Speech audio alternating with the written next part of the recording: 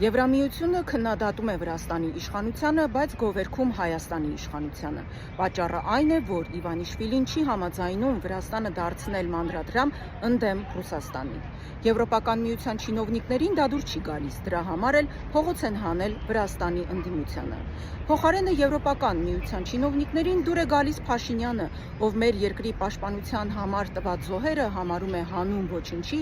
իսկ այլոց շահերի համար Հայաստանը եւ Արցախը զիջելը համարում ինքնիշխանության պաշտպանություն։ Սա իհարկե դեմագոգիա է, նաեւ դավաճանություն։ Եզրակացություն. Եվրոպական միության չինովնիկներին դուր են գալիս այն երկրների ղեկավարները, ովքեր պատրաստ են հանուն այլոց շահերի զոհաբերել իրենց ժողովուրդներին եւ իրենց երկրներին եւ դա իրականացնել հանուն հակառուսականության պայքարի։